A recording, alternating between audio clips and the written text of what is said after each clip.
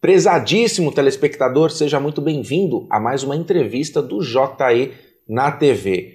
E o tema de hoje extremamente importante: como a inovação pode enfrentar a crise e como o profissional da engenharia atua em meio a tudo isso, já que ele é sim um profissional inovador e também está aí enfrentando esta crise. Ao meu lado, Fernando Palmesan, nosso dirigente e também integrante da equipe exitosa do EasyTech. Palmesan, prazer sempre recebê-lo aqui, viu?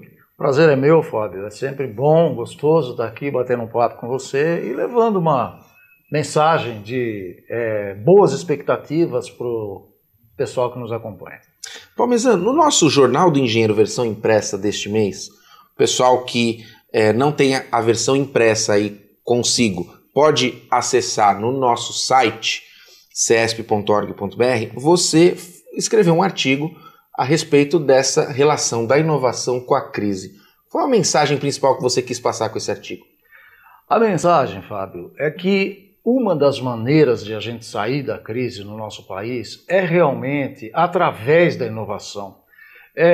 Nós precisamos sair desse movimento que a gente está, digamos assim, para baixo, né? Então as nossas conversas em todos os lugares, a conversa profissional, a conversa entre amigos, até a conversa no restaurante, no barzinho, é uma conversa que não está uma conversa gostosa. Está uma conversa para baixo, todo mundo falando de os grandes problemas que o Brasil está enfrentando. E nós temos que conversar, segundo o meu ponto de vista, de uma forma a sair desse processo, né? E uma das formas de sair desse processo é realmente, uma das formas, evidentemente, é através da engenharia e é através da inovação. Então, esta é a mensagem principal que a gente está colocando nesse momento. Acho que é importante também, Palmesan, a gente conceituar a questão da inovação, porque ela não passa pura e simplesmente por fazer algo novo, mas principalmente algo que é viável para o momento. E tem aquele conceito também mercadológico, porque ele é útil, ele vai ser absorvido pelo setor produtivo, vai gerar empregos, tudo isso tem que ser pensado na hora de inovar, né? Sem dúvida nenhuma. Eu acredito que você fazer inovação por achar que é alguma coisa de modismo não tem muito sentido. Nós temos que fazer alguma coisa que seja alguma coisa boa para a sociedade de modo geral. E é essa a pegada que a gente tem no EasyTech, com os nossos alunos do EasyTech, o caminho que a gente aponta para eles, e evidentemente que eles têm capacidade, já têm capacidade de entender isso, é exatamente um caminho de uma inovação que seja alguma coisa que vá atender a uma necessidade de mercado, a uma necessidade do público, de modo geral, da população brasileira, no nosso caso, né? Então, é muito voltado para alguma coisa prática. Nós não estamos falando muito em invenção, nós estamos falando mais em alguma coisa inovadora no sentido de você ou criar alguma coisa que vai ser utilizada ou aperfeiçoar alguma coisa que exista, mas com uma visão de colocar isso para que seja um benefício da população, da sociedade. Palmesan, daqui a pouco eu quero falar mais sobre o EasyTech, mas antes, um olhar para fora. Como você avalia hoje a inovação no nosso país? Você foi muito claro, nós precisamos dela, mas nós fazemos bem inovação? Nós temos no nosso país uma meta de investir em inovação, em pesquisa e desenvolvimento, por volta de 2% do nosso PIB. O que nós investimos hoje, ano passado, ano retrasado, foi alguma coisa por volta de 1,2%. Nós estamos falando 1,2% e 2%. Parece pouco, mas a diferença é muito grande. É muito grande para esse percentual. Nós precisamos investir mais, nós temos condições de investir mais. No entanto, Fábio, se a gente for olhar o que está acontecendo hoje no nosso país, com esse problema dessa crise fiscal, muito provavelmente a gente vai ter que enfrentar um processo que é o processo de que as instituições públicas terão dificuldade de investir por conta de tudo que está acontecendo. Ou seja, nossas instituições privadas, nossas empresas, nossa indústria vai precisar fazer um esforço adicional. e ela tentar compensar esse papel que o Estado provavelmente vai ter dificuldade de fazer nesse momento. Agora, é um momento de investimento.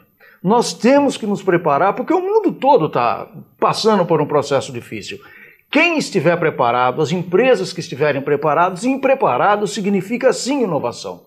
Significa sim você olhar o mercado de uma outra forma, produtos e serviços de uma forma diferente. Então essas empresas, essas instituições que entenderem isso e investirem em inovação, porque a inovação não é uma coisa de curto prazo.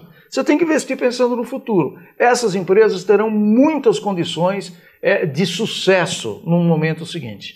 Agora, na sua visão, a relação hoje do engenheiro com a inovação. E eu pergunto pelo seguinte, acredito que em si a profissão do engenheiro já o faz ser inovador, porque já é inerente ao seu processo, né? Ele sempre está buscando condições melhores de se fazer algo a fim de melhores resultados.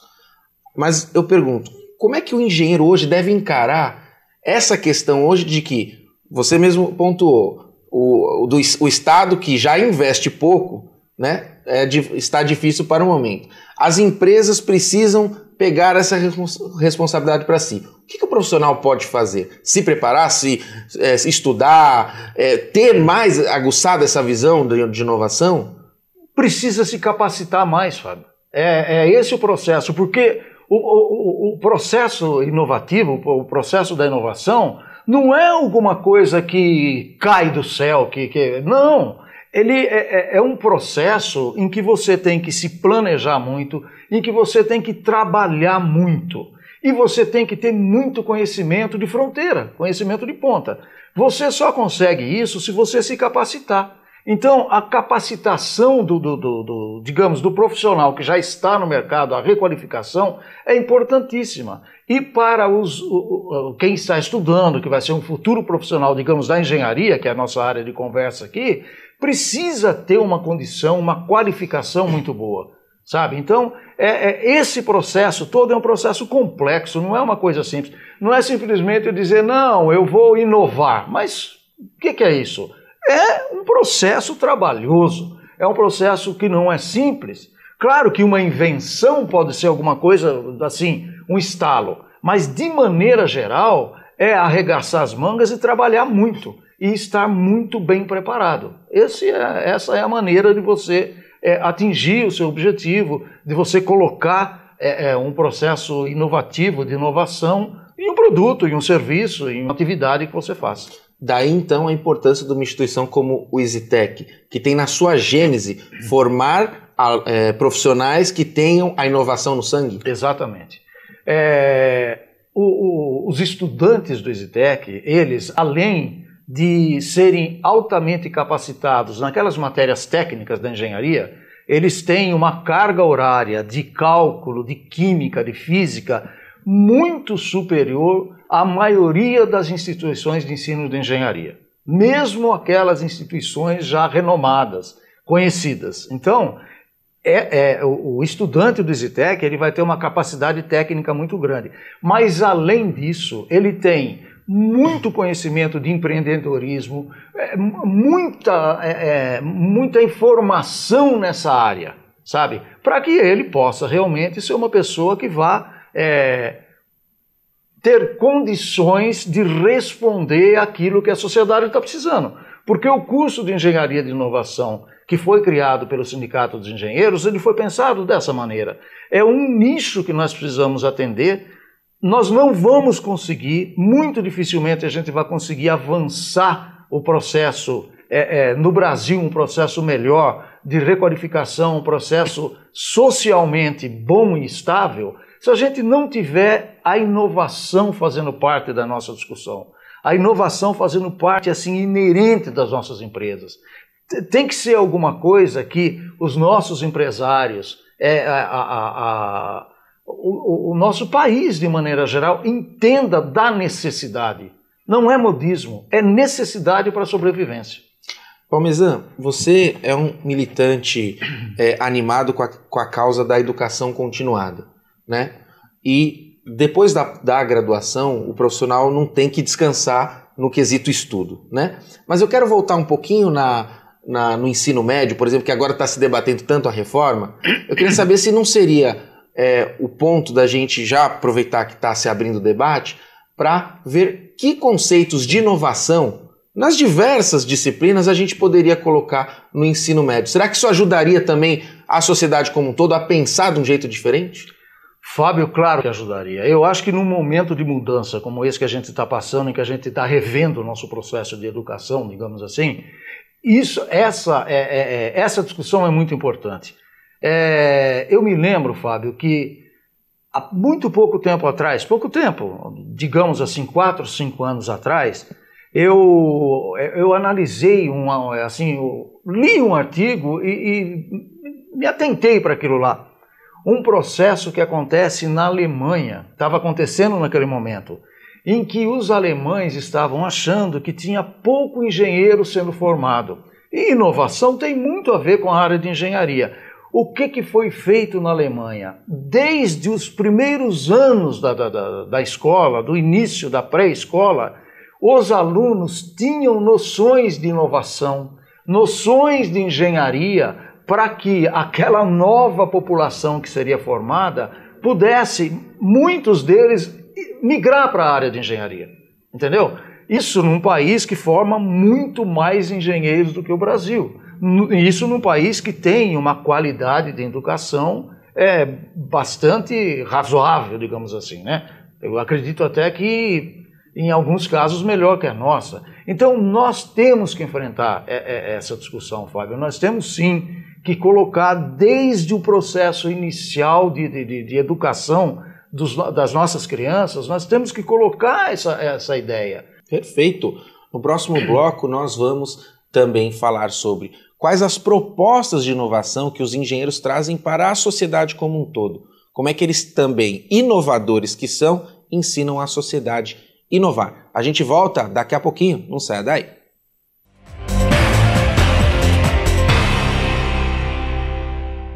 Sua ART pode beneficiar o Sindicato dos Engenheiros. Ao preencher o formulário da ART, não esqueça de anotar o código 068 no campo Entidade de Classe.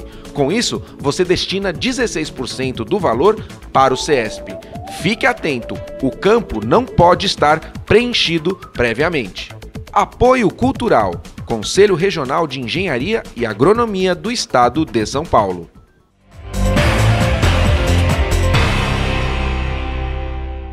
Estamos de volta no programa Jornal do Engenheiro, nesta edição falando sobre a inovação e o enfrentamento da crise. Fernando Parmesano, no bloco anterior eu falei que os engenheiros têm que ser inovadores, né? Já é a natureza, é inerente, né, à sua profissão, mas eles também propõem inovação para os outros setores da sociedade. Eu queria que você falasse da proposta que os engenheiros fizeram por meio do Cresce Brasil para o poder público. Ou seja, diversas áreas mapeadas, né, e nevrálgicas para a sociedade, como mobilidade, né, saneamento, áreas importantíssimas que os engenheiros deram a sua contribuição. Olha, eu acho que dá para fazer melhor e mais apropriado para a realidade aqui. Como é que foi isso? Então, Fábio, você sabe que a cada 2 anos a gente cria um novo Cresce Brasil, né? Agora, como a gente tem eleição para prefeito, nós fizemos um Cresce Brasil, que nós demos o nome de Cresce Brasil Cidades, onde a gente apresenta propostas para os candidatos. E discutimos essas propostas entre nós e apresentamos. O candidato que quiser colocar no seu programa de governo, a gente se sente honrado. Propostas, Fábio, vamos falar, tem várias propostas, você citou exemplos de propostas na área de mobilidade, nós temos propostas na área de energia, por exemplo.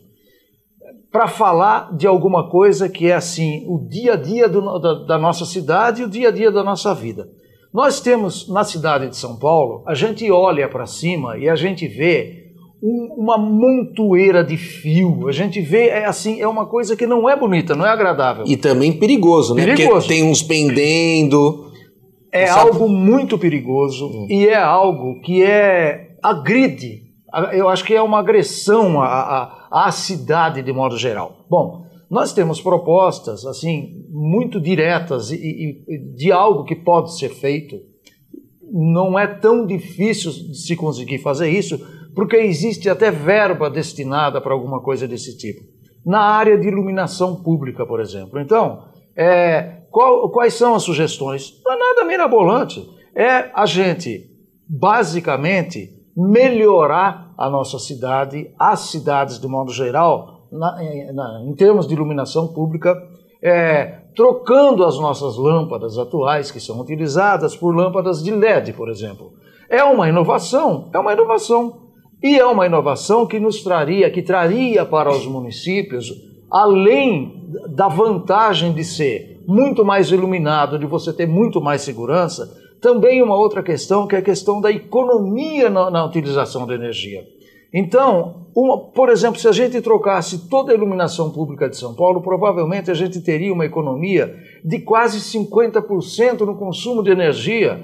Veja quanto de dinheiro, qual é o volume de dinheiro envolvido nisso que poderia ser destinado para as outras áreas. Isso é inovação, sabe? Isso é algo inovador. Então, nós estamos fazendo essa discussão, essa que eu estou citando como exemplo, pela Federação Nacional dos Engenheiros, porque nós queremos que isso seja de abrangência nacional. Então, exemplos como esse, nós temos vários de propostas que a gente faz nesse nosso documento e que poderiam ser aproveitadas pelos futuros prefeitos dos nossos municípios.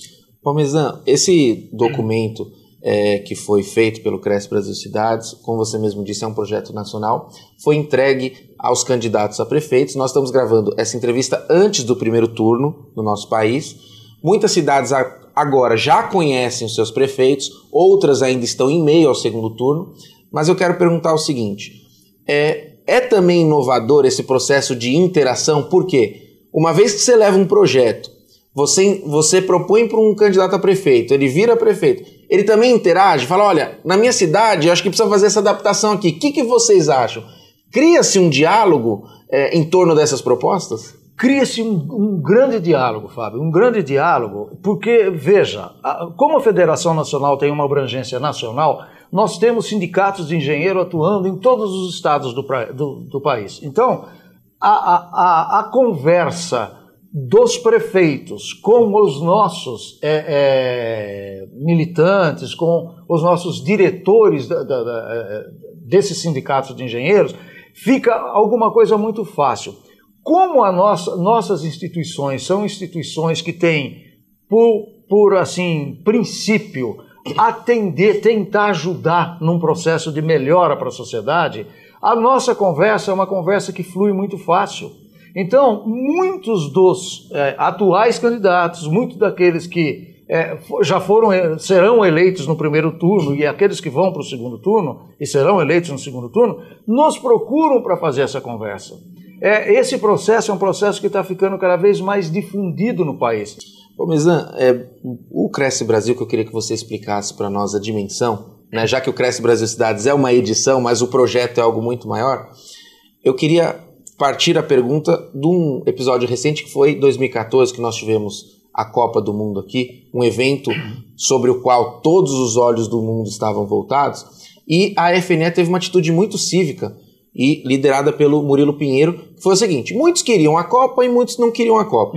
A federação pensou óbvio, se vai ter a Copa, o estádio tem que estar bom, as cidades têm que estar preparadas, então bora fazer vários seminários nas sedes e debater infraestrutura urbana, vamos visitar estádio, o que vocês estão precisando de técnicos? Se vai acontecer ou não, é uma decisão do país, democrática, as instituições têm que operar nisso. Mas essa atitude da FNE é um símbolo do que é o Cresce Brasil, né? Eu queria que você explicasse esse projeto. Na questão da Copa, isso ficou muito claro, o nosso posicionamento.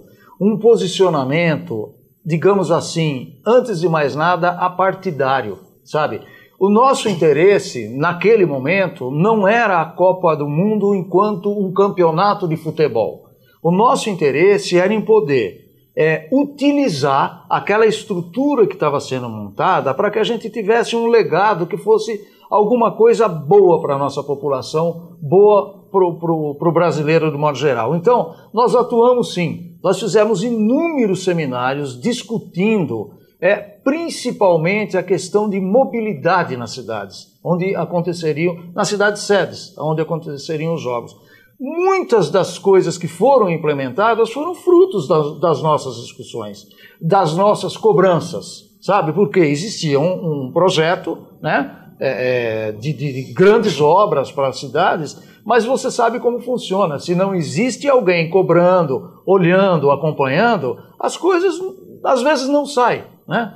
Precisa de um pouco de pressão. Nós fizemos essa pressão e eu posso dizer para você que foi um trabalho que a gente reputa como um trabalho bem feito e um trabalho que trouxe fruto. Então, é um exemplo de uma atuação do nosso projeto Cresce Brasil, que vem desde 2006, de alguma maneira interferindo para que a engenharia, de modo geral, possa ter uma atuação positiva, propositiva.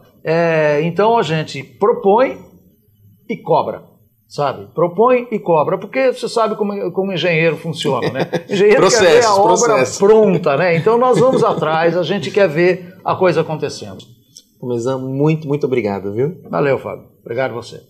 E se você quiser saber mais do EasyTech, acesse o site dessa instituição de ensino e saiba o que ela oferece, não só na graduação, mas também na pós-graduação, quais são os caminhos que ela aponta para você profissional. E também você pode conhecer mais o projeto Cresce Brasil, da Federação Nacional dos Engenheiros. O site está no seu vídeo. O lema desse projeto já dá o tema dele: mais engenharia, mais desenvolvimento.